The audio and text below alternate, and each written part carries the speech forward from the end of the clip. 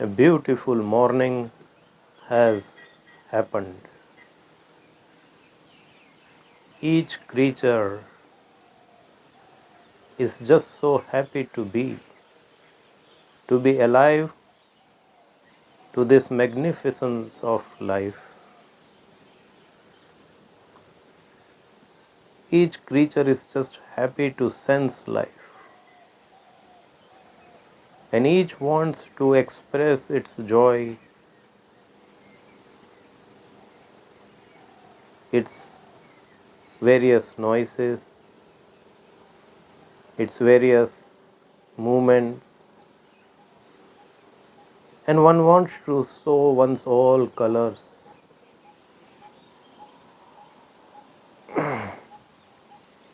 One is just happy to be,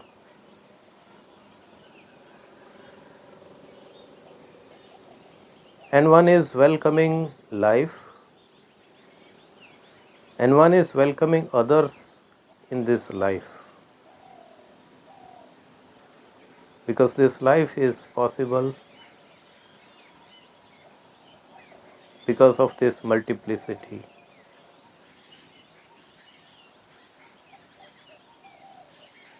A great drama of creation is going on, and one has just waken up fresh to that again, and one is participating in it. One is fulfilling one's role in it very joyfully, and one is enjoying the role played by other also. This is how all the creatures are welcoming this morning. But how does a human being wake up?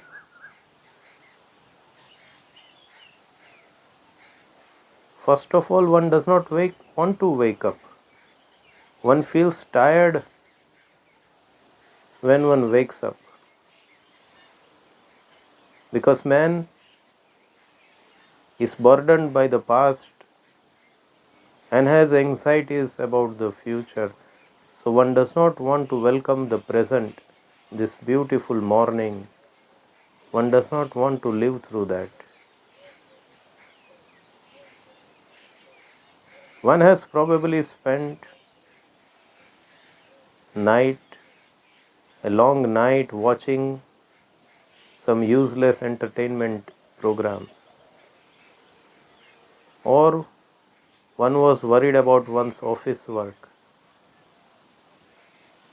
or maybe one's mind was so restless that one has not got proper sleep at night.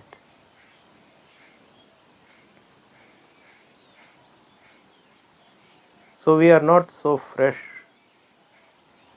we are not welcoming life,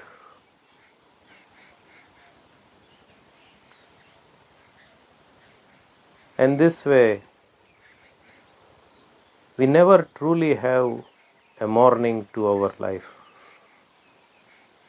We never truly wake up to the beauty of life. We do physically wake up, but that is because we are forced to wake up, because we have certain anxieties, certain desires. We have our goals to chase.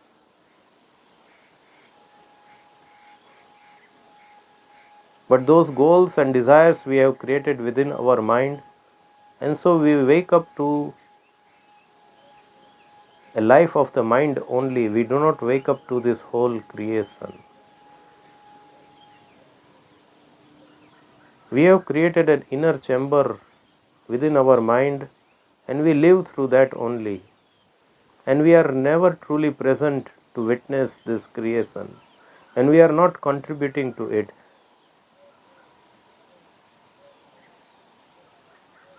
And if we contribute to it, we are polluting this creation.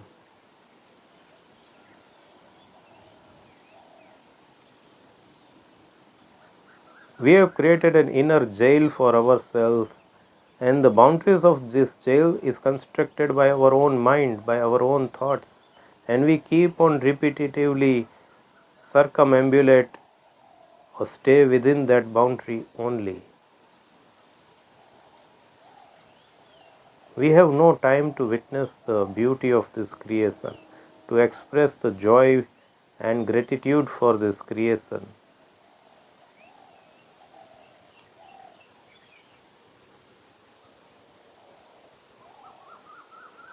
And so, we have never really awakened. And if some of us are religiously inclined, then we have some other desires and goals to chase. We have desire for realization, for enlightenment.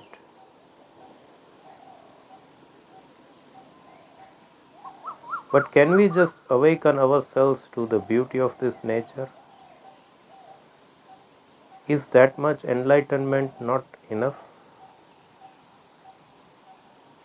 Or do we need to chase our imaginary ideas of enlightenment?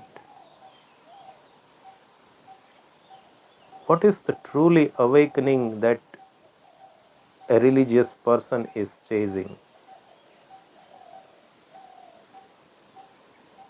What does awakening mean to you?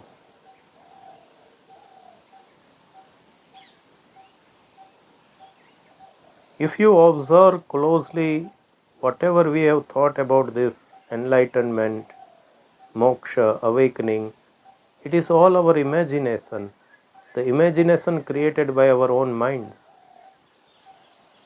And so we continue to live within that inner chamber.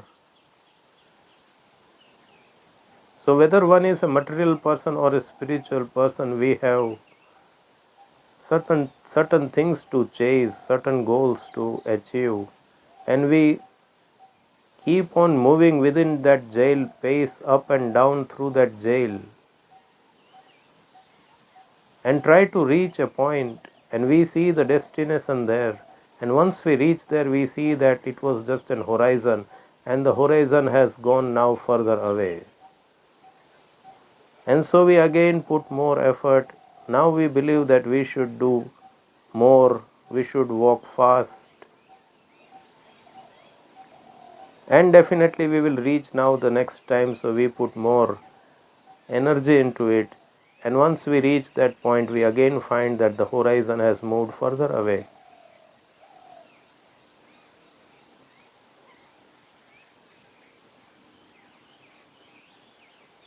A great symphony is going on throughout the creation always, but man is not awakened to it.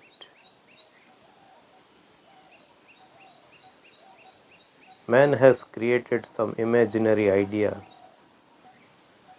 and to chase those ideas is what we call as progress, evolution. We consider the animals and other creatures as undeveloped, stagnant. But just take a look at what other creatures are doing. Probably they are just fine with the way the life it is as it is, because they are very happy. We are not happy with the life. We are not content with the life. And that is why we want to progress. We want to go to far off lands with the hope that probably there we will find some hope. Our existence where we are has become so unbearable to us, so limited to us, that we have to go to some other distant land in the hope that we will get something more.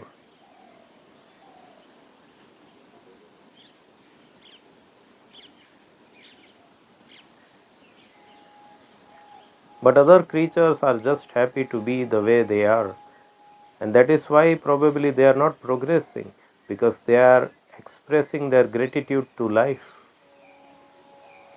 They too are intelligent.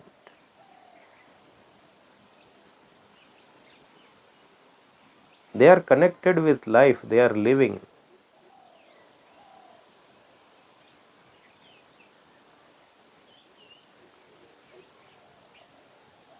Have we become disconnected with life? Have we gone away from life? Or have we become anti-life? Do we have time to think through these things? Is one concerned about the way one is living and the way the humanity is moving forward?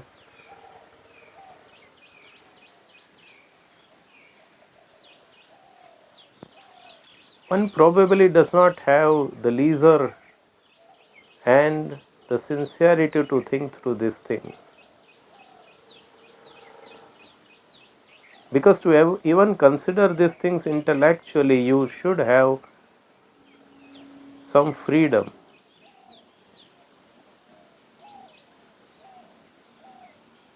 If you are burdened by time,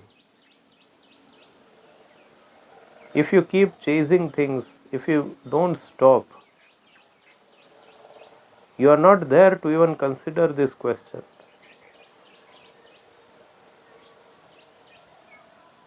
And if you cannot intellectually see through these questions, at least can you get in touch with life again? What you have to do to get in touch with life again? Nothing. Because life is happening right now in front of you. A natural phenomena is happening very naturally, without any effort. Various kinds of sounds, colors, activities are going on. The only noise in this is human created. The unnatural thing that we create is the only noise, and we are creating only the unnatural things because we have surrendered to unnatural thing within our mind. We have surrendered to our ego, which is so unnatural. And so this ego is only procreating more unnatural noises outside. And this is what we call as security and progress. But if we have become so secured after thousands of years, then why do we need to find other lands and we want to go to Mars to survive or to protect ourselves from extinction? Why do we need to do that?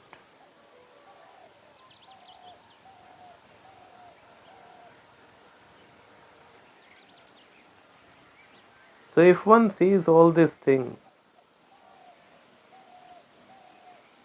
then naturally you would like to get in touch with nature.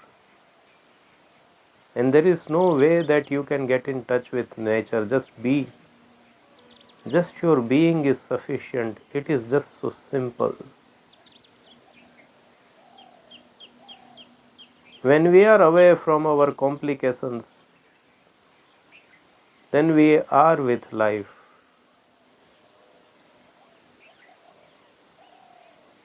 You do not need to spend all your energy in solving the problems of life. Life does not have any problem. The problems we have is because we are away from life. Otherwise, in life, when you are in touch with life, there are no problems. Only a natural game is going on for life.